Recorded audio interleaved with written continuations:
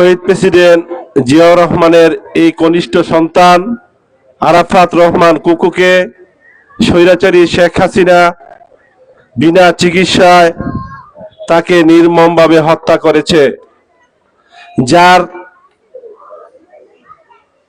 আক্রোশের শিকার এই জিয়া পরিবার। স্বৈরাচারী শেখ হাসিনা যখন আরাফাত রহমান কুকুর চিকিৎসার দরকার ছিল, বিদেশে চিকিৎসা নেয়ার প্রয়োজন ছিল, তখন তাকে চিকিৎসা করতে দেওয়া হয়নি।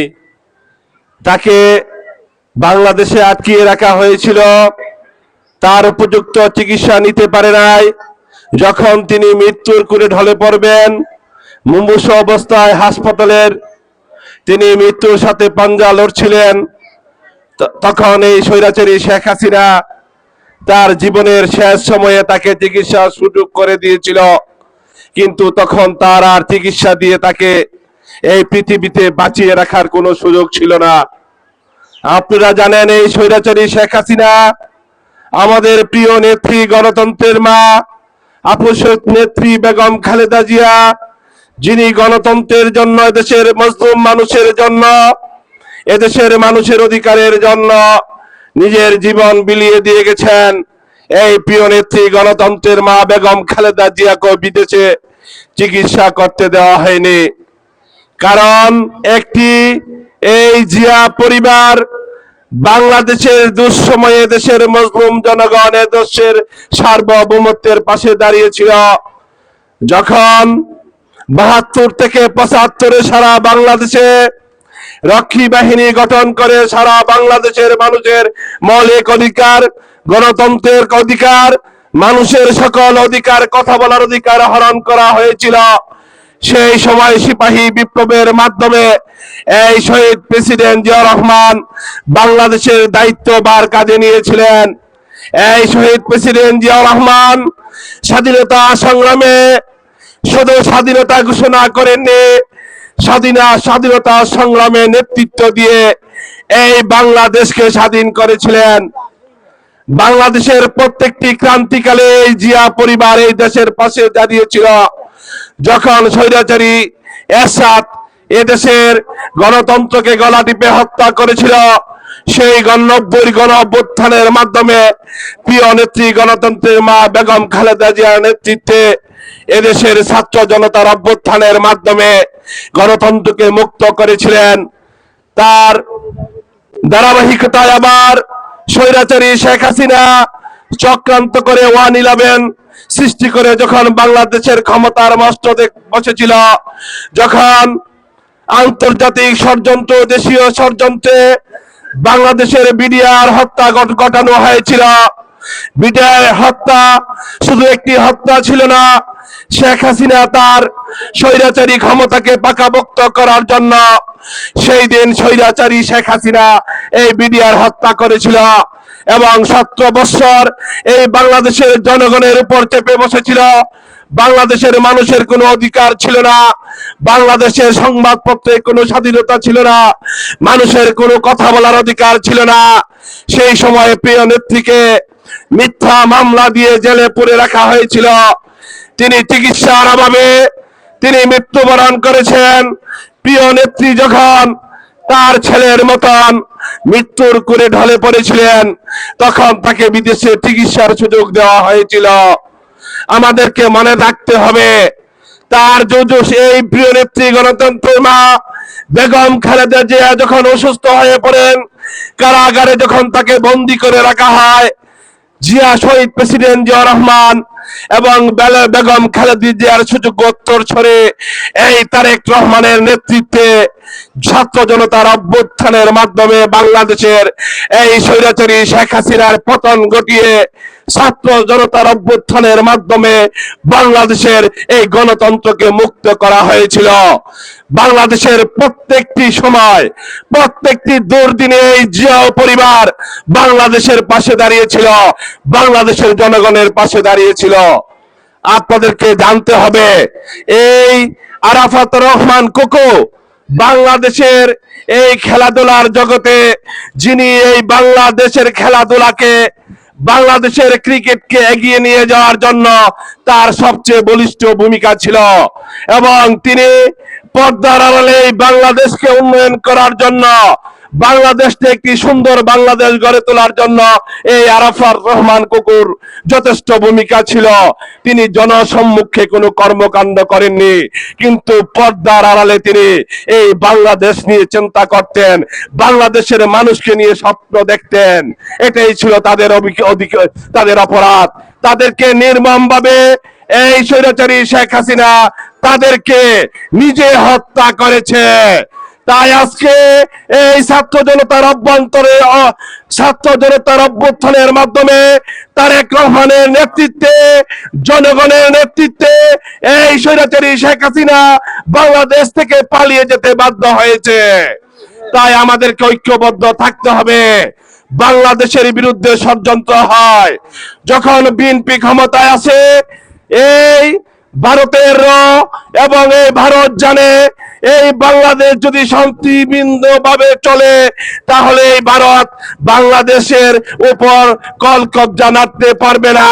তাই এই জিয়া পরিবারের বিরুদ্ধে, এই বাংলাদেশের বিরুদ্ধে ষড়যন্ত্র শুরু হয়। তাই ভারতের এই ষড়যন্ত্র আন্তর্জাতিক ষড়যন্ত্র, আমাদের প্রধানমন্ত্রী তারেক রহমানের বিরুদ্ধে যে ষড়যন্ত্র হচ্ছে, এই ষড়যন্ত্রকে মোকাবেলা করার জন্য আমাদের প্রত্যেকটি নেতা কর্মীকে ঐক্যবদ্ধ থাকতে হবে। আসলে কুটি একটা ঐতিহ্যবাহী ইউনিয়ন, এখানে আজকে কিন্তু মুরব্বী শূন্য। আমরা মিয়া আব্দুল্লাহ ওয়াজেদ আব্দু মিয়া যখন এমপি ছিলেন, আরো আগের থেকে যারা বিএনপি করছেন, জনাব ফজলুল মুন্সি সাহেব, মাজেদুর রহমান মোহন মিয়া চেয়ারম্যান সাহেব সভাপতি ছিলেন, তারপরে জিতু ভাই সভাপতি ছিলেন, কুদ্দুস ফারতেদার সাহেব সভাপতি ছিলেন, জুলহাস হাজি সাহেব, তারপরে এই সুরন হাজি সাহেব, ধর্মিয়া সাহেব বলছি। তা এরকম অনেক সিনিয়র নেতৃবৃন্দ এখন আর আমাদের মাঝে নাই। আমরা যারা আছি এখনো সবাইকে অনুরোধ করব, আজকে আমাদের প্রধানমন্ত্রী জনাব তারেক রহমান সবার আগে বাংলাদেশকে স্লোগান দিয়ে একটা মানবিক বাংলাদেশ গঠন করার জন্য উনি ওনার কর্মকাণ্ড পরিচালনা করছেন। তা আজকের এই দিনে মেহেদী বলেছে কুকু কিভাবে মৃত্যুবরণ করেছে। 1/11 পরে দেশ এবং আন্তর্জাতিক ষড়যন্ত্রের মূলে জিয়া পরিবারকে নিচ্ছিন্ন করার জন্যই চেষ্টা করা হয়েছে। তার প্রথম শিকারী হয়েছে আরাফাত রহমান কুকু।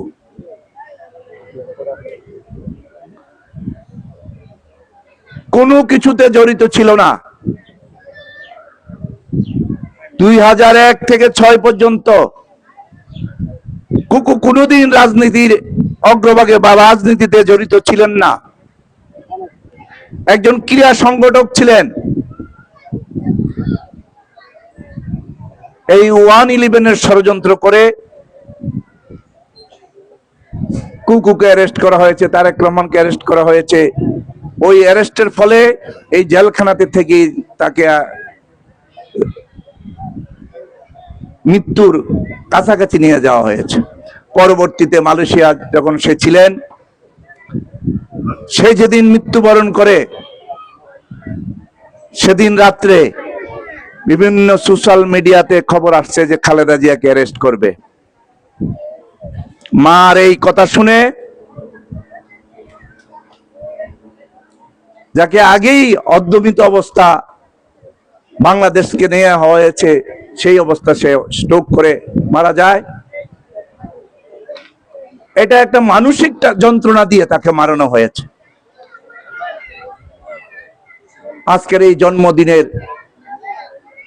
আমরা আনন্দ করার কথা, তারপরও যেহেতু সে এই দুনিয়াতে নাই, আমি তার আত্মার মাগফিরাত কামনা করি।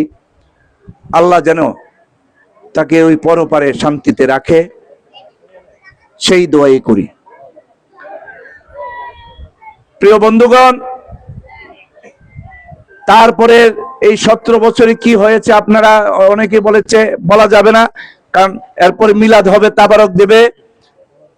আমি একটা কথাই শুধু আপনাদেরকে বলবো, আমরা সবাই, আমাদের যদি কোনো রাগ গুসা থেকেও থাকে, এই আরাফাত রহমান কুকুর জন্মদিনের দিকে চিন্তা করে এগুলা থেকে বিরত থাকাই আমাদের শ্রেয় ছিল। আমরা আজকে এই এতিমখানার বাচ্চাদেরকে নিয়ে, এই আমাদের মায় মুরব্বীদেরকে নিয়ে, আমাদের দলীয় নেতৃবৃন্দকে নিয়ে কুকুর আত্মার মাগফিরাত কামনা করব, তার জন্য দোয়া করব, আল্লাহ যেন তাকে বেহেশত নসিব করে। আর দোয়া করব এই সুন্দর বাংলাদেশ, নতুন বাংলাদেশ, এই বাংলাদেশ যেন গণতান্ত্রিক বাংলাদেশ থাকে, তারেক রহমানের নেতৃত্বে এই দেশ যেন একটা সুন্দর বাংলাদেশ গঠিত হয়, এই জন্য আমরা দোয়া করব। আমরা দোয়া করব আগের অতীতের সরকারগুলো যেন স্বৈরাচার ছিল, আমাদের কোন নেতা কর্মী সহ আমাদের প্রধানমন্ত্রীর চলন বলন আপনারা দেখতে পাচ্ছেন, সে কতটা মানবিক ভাবে চলাফেরা করছে। তাকে অনুকরণ করতে হবে। দুর্নীতি দুঃশাসন থেকে আমাদেরকে দূরে থাকতে হবে। আমাদের মানুষের হৃদয়ে ঢুকতে হবে, মানুষের সাথে ভালো ব্যবহার করতে হবে। আপনি যদি মনে করেন, আমি যদি মনে করি আমার দল বিএনপি ক্ষমতা, আমি মানুষকে ধমক মারব, আমি মানুষকে নির্যাতন করব, আমি মানুষকে শাসন করব, এই ধারা থেকে আমাদেরকে দূরে সরতে হবে। আমাদেরকে করতে হবে, আপনার সমাজের কি উন্নয়ন কর্মকাণ্ড আছে এটা নিবিড়ভাবে পর্যবেক্ষণ করে এটাকে এগিয়ে নিয়ে যেতে হবে। আপনার সমাজে যে মাদক আসক্তি আছে তার থেকে আপনার সমাজকে দূর করতে হবে।